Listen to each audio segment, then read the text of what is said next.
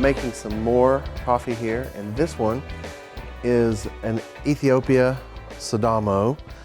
And for our tasting notes, we talk about it being like wild berry, vanilla, sweetness.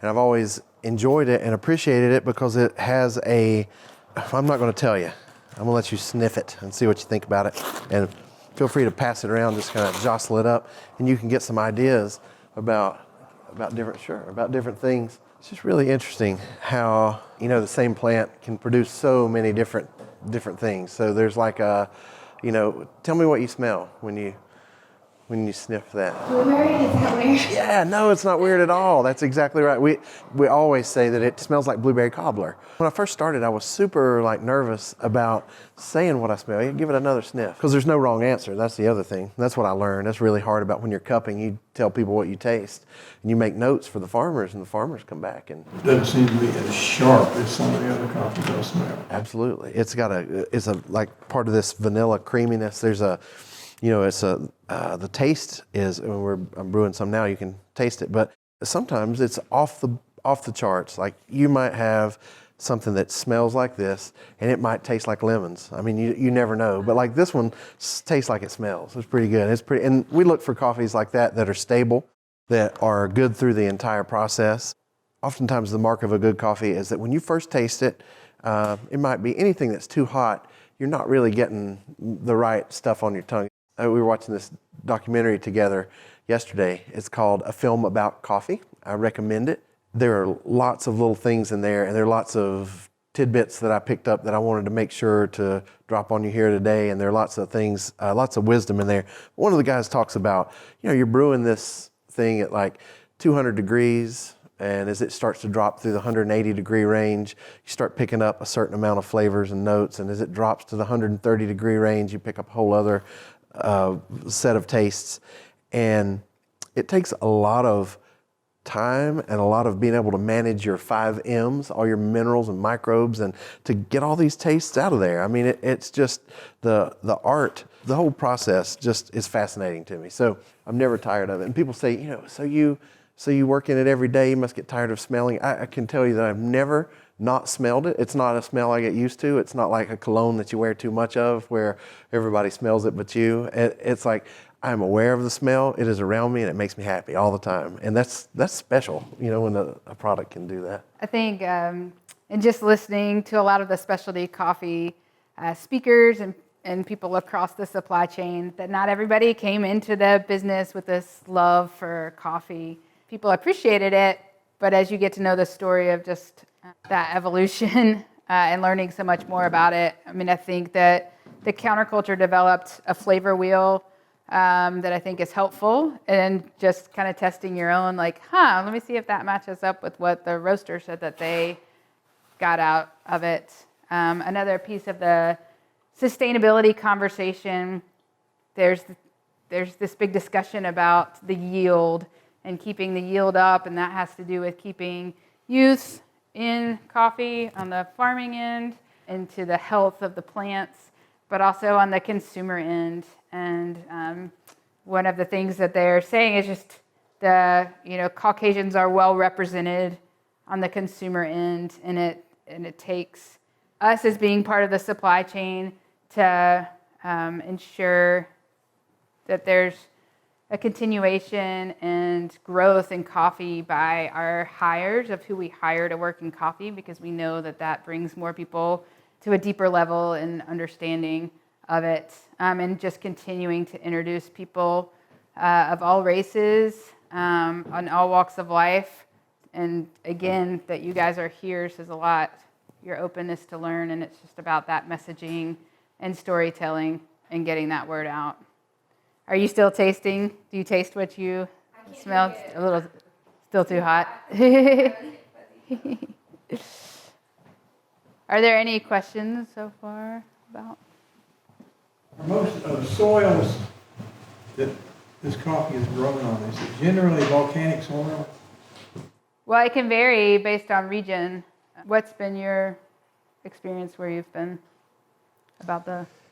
There's a lot of volcanic soil, and probably knowing what you know, you probably have some better ideas about maybe South America, but I know that one of the things is this coffee that Blake and Margaret have, that is this one, is they're featuring this lady. Her name is Ibu, and she is from northern Sumatra, and it is complete volcanic soil, and it changes the acidity, like where there's almost no acidity in it. This is we often recommend this for people who have digestive issues, where they say, I really like coffee, but when am I going to be able to, it's too sour, it doesn't make me feel. This is always a good one. So, and I know that it's volcanic soil. I know that some of the producers closer to the volcanoes, we actually saw a volcano this time across the border. We got so close in Honduras to the border of El Salvador that we saw a supposedly non-active volcano there. And so I know that the coffee in that region is different the closer you get to it, but I'm not sure. I don't really know, and I've not really studied, how much volcanic activity is around it. I would imagine quite a bit. I know that there's a soil type in South America, which is actually something made by indigenous peoples that supports tremendous amount of growth of fruits and vegetables and things of that nature. It's being studied by our scientists, but nobody knows they can't duplicate it. Wow. Tell me what it's called again. It's Terra Preta. We have it on our website, and we Terra talk about Preta? it in our biochar videos because they use char, and they were throwing the clay pots down, and it was helping the microorganisms. That's amazing. Our scientists, as far as I know, have never been able to figure out how they did it. But that's just typical of so many things. That's so true. There are so many. Would you like some? There are so many things. There's so many processes. I'm really taken with the idea of these mountain microorganisms. My brother Freddie, he said so many people think that there's a complicated process to it, and he said really all we're doing is a super simple process. He said we go to the mountain and we find the microorganisms that we want to work with, and we introduce ourselves. And he's like, you can interpret it however you want to. It's from saying hello to it is just showing up to it is, he's like, you can make it as benign or as powerful as you wish. But he said, we show up and we talk to the microorganisms and we say, we need you. We're going to ask you to come with us, and we're going to provide something for you when you get here. We're going to give you shelter. We're going to give you food, and we're going to give you a job to do. And he's like, what living thing, when you really get down to it, does not do better when it has those things? And he's like, and it really performs for us. And he was talking about being able to just let the microorganisms create more minerals and the amazing, like this anaerobic fermentation. I mean, it's just, to listen to someone so poetically speak about it it's amazing, and it helps bridge a gap for me in my artistic mind. I get all crazy. I go deep in there, and I'm certainly saying hello to the microorganisms. One of the most important parts about Women in Coffee to me is that I have 2 daughters, and Margaret, and a friend Blake, who also has a daughter, and a son, who's awesome. But I'm watching these girls watch what Blake and Margaret are doing, and so I hear how the play changes in the other room. They've gone from playing hairdresser to playing coffee store, or coffee, like a green coffee buyer. It's really funny and it's ridiculous, and I love it. They see these women that take care of them and love them, and they watch what happens. I mean, that's what kids do, right? But things I don't think any of us thought about. It was just exactly what it would do for them and for their lives. So challenges for coffee and its future. Leroya, fungus known as coffee rust. It is a ground-borne disease. It's taken up through the roots. And so this particular disease stands to completely wipe out coffee. It is right now at a place where if we don't continue to work on it and we don't continue to educate each other, and if I don't come and tell the story and farmers don't work on it, that it could take coffee from us completely. And that is scary and terrible, not just because I like my caffeine buzz, and that's the least of the reasons. You can imagine what it would do to the world when it is the second most traded commodity. You can imagine what it would do to the economics. So people are working, day and night. There are people dedicating their whole lives to this, obviously. But this is a picture I took. It was a thing I saw. I was totally scared to touch it and to be afraid to take it to other farms. And they were like, it's fine. It's a soil-borne disease. And they started explaining it. So I was talking about climate change with they were talking about climate change with me, and they said, you know, one of the farmers was laughing, and he said, I heard that maybe you don't believe in climate change. And I said, don't look at me. He said, I just hear that it's hard. Why is it so hard for people to understand that the climate's changing? Because I live with it every day, and the climate's not the weather and all the things people say. And I said, I don't know. We spend a lot of time in Walmart and underneath lights and in homes and stuff, and our livelihoods don't depend on it. So I don't know. And he said, will you please try to tell the story and be as honest as you can about it? And that's where I'm coming from. The minimum night temperatures are rising. There is more moisture, and at one point in time, this fungus would not attack anything over 5,250 feet because it would be colder at night. And now that temperature has risen, and now it's a problem. And they have been surprised recently to find that it is being able to, obviously how things change and how they grow, and has worked its way up to 6,550 feet. Well, there are not a lot of mountains that are higher than that grow coffee. There are, but there aren't a lot of them.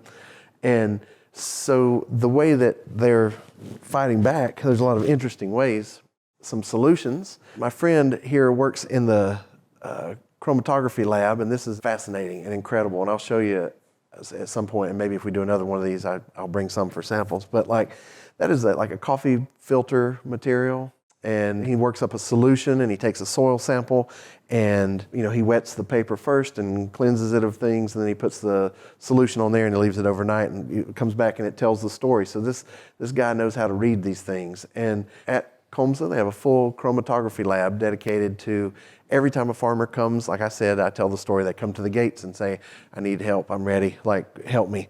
They send an agronomist out, and they go get a soil sample and work it out like this. So from the center out, it tells you about your minerals and the way things are processing, and I don't know, I can't remember all the things, but from center out, you read it like the rings of a tree, essentially.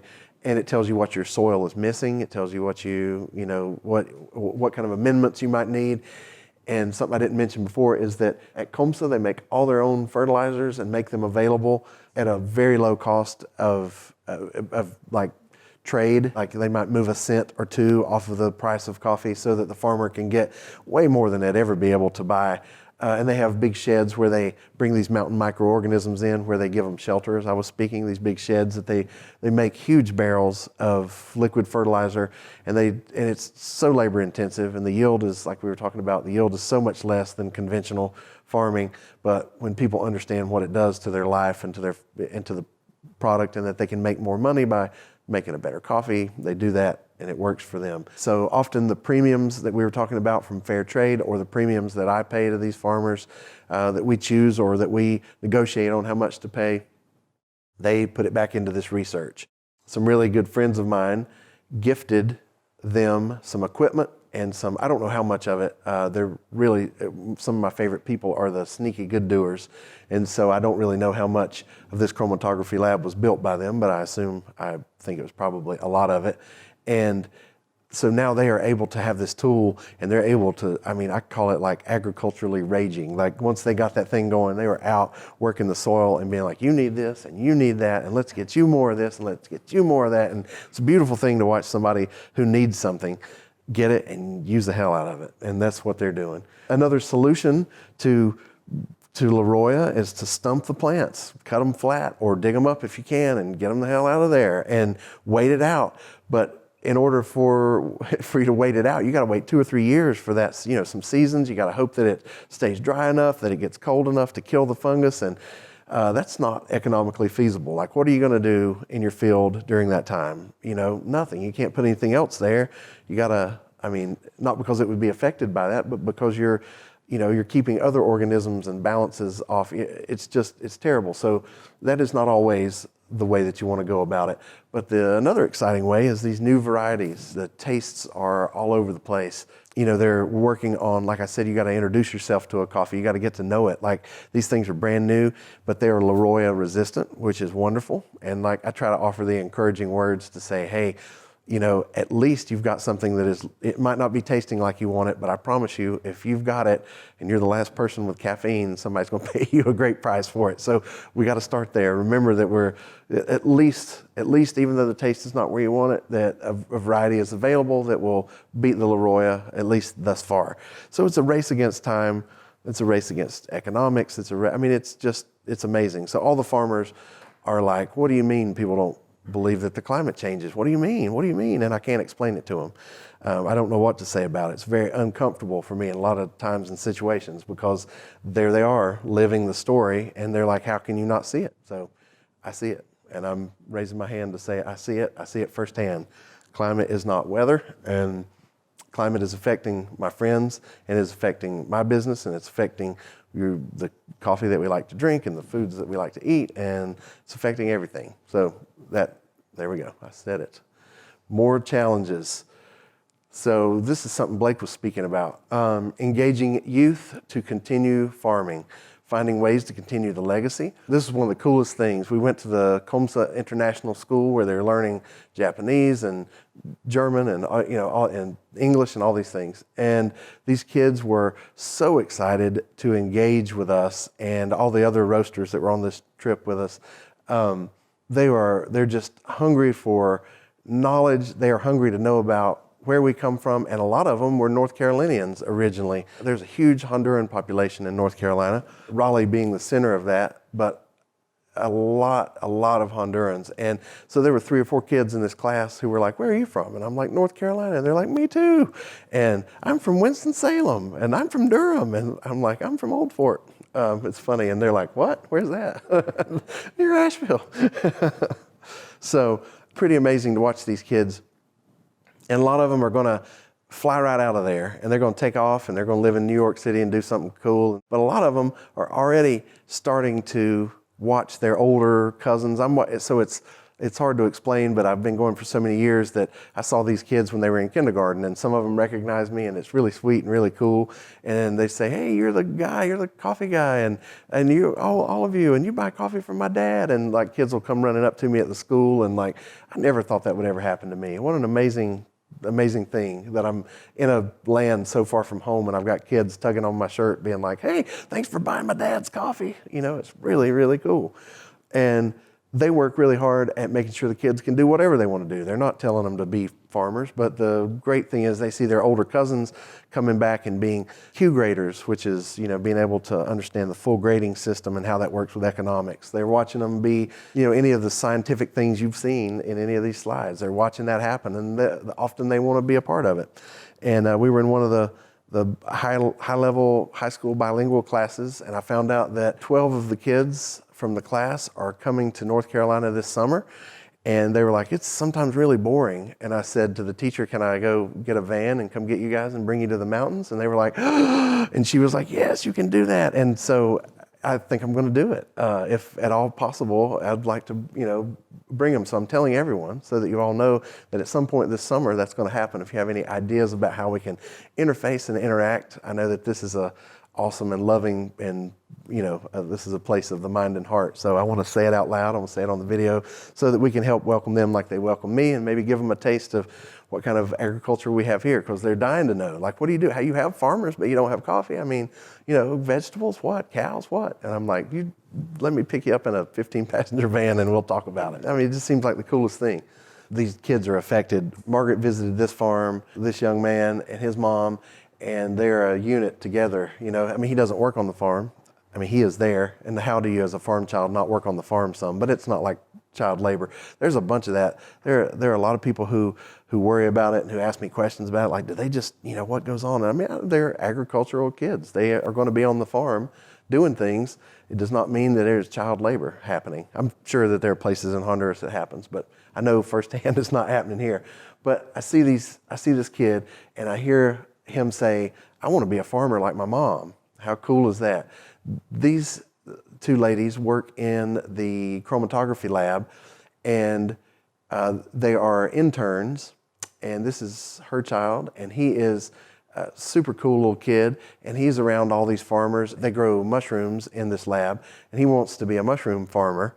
and he wants to change the world with mushrooms because he knows some things that all of us don't know, and he wants to share with us about how mushrooms can change your life. He's like, he wanted to tell his little story, and it's amazing. And this lady is distilling alcohol from the cascara, which is the mucilage and parts of the plant, like the pulp and stuff that comes off of it. She's distilling alcohol out of it to make cleaners. And of course, everyone she has this great still, and I shared with her my grandfather's experience of doing that and selling it to drink. And she was like, I would never do that. That's like alcohol, like cleaner. And I'm like, I know, that's what he did too. So, but it was really neat. And just to watch her situation and to watch what she's doing as an intern, and then what she's got going on, she is making cascara wine. And she was asking us questions, but she's like, I have no idea about the wine industry, but I know that a lot of you probably like it or drink it, have access to it. Can you tell me some things? And there were a couple of real wine experts on our trip, and they got off to the side, and she was taking notes, and she had never even understood the idea that wines sit and settle, and that things happen during that time. And so she had all these little like Texas Pete bottles of cascara wine that she was working on, of different kinds from different varieties and different tastes. And the most exciting thing was the idea that she might be able to lay a bottle on its side and leave it in her basement for a while, and it might be better. And she was just like, wow. And it was really cool to watch all these connections happen. And I stuck a picture of my kids in their Honduran soccer jerseys down here, because it's just to show you, like when I get home, it doesn't stop with these kids. I don't know if they're going to be interested in the coffee industry or not, but I know they're interested right now in the things we do. And I know that their lives are richer for me having traveled and bringing home stories, and they're excited about sharing with their friends and wearing their little soccer uniforms, and just the whole thing is amazing. There's so much more than coffee going on here, and that's the most important thing I hope to impart, is that we're so all tied together. And sometimes you can hear that so much that you stop hearing it, but let me reiterate that we are all tied together. We're no different, none of us. We all want the same things. This is my Honduran brother Freddie, who is, after a long day of explaining mountain microorganisms, decided that we were going to have a party. And so we got a bunch of friends together and a bunch of tequila, and we spread out the pine straw, as you see on the bottom there. And he and his friend Oscar hired a brass band, and we danced and drank tequila and had a great time and ate tacos, and I've never experienced anything like that. It's amazing. So they know how to have fun as well. It's not all work. So we are in Black Mountain. We do organic and fair trade certified coffees. Our coffees are available in lots of different places around. Blake and Margaret are accessible as well with Insight Coffee. So this is really cool. There's a card with, it's got brewing process about, how to make a great cup of Insight coffee. So it tells you specifically, because we hear all the time, well, I don't know exactly how to dose it or how to heat my water or whatever. So there's one of these. If you enjoy your coffee more, you'll want to buy more of it. You'll want to be more of a part of it. There's a warm, welcoming world waiting on you. What kind of things would you like to add? What kind of things am I missing here? I think for us, it's just, again, getting the story out. We're doing things a little differently, of just a very grassroots. We have a market we're putting together for International Women's Day. This is a celebration of women entrepreneurs locally. My son on the way from school said, when are you having this market? Can I work? Can I come? I was like, absolutely. Can I stay the whole time? Can I help sell coffee? Can I have a table? So that conversation is heard by younger ears, and I think that we take for granted sometimes that we live in a community where a lot of the consumers are concerned about where their products are coming and buying local and supporting families. So that's a good reminder, I think, on all ends, from the provider's end all the way down to the consumer, that you have to ask. You need to ask where things are coming from. You need to offer where things are coming from. That's right. And maybe, and that's something that I will take away from this too, is I often err on the side of not pushing it, or just being glad to have the coffee in there, not asking for things. And you don't know unless you ask. I mean, we got to band together and get some of the word out about why this is the thing to do, and why it's the right thing. And, it's really nice to have coffee with no pesticides in it. I mean, it's amazing. You can feel good about it too. Makes you feel good, and you don't have to worry about nerve damage. I mean, it matters. Well, thank you so much for having us, and thanks for being interested in what we do, and thanks for taking the time to come. I'm super grateful to be able to share this passion, and this is the start of a journey for me because I love sharing this, and I want to do more of it, and this is one of the first times I've been able to dig this deep, so thanks for the opportunity. Thank you. Thank you so much.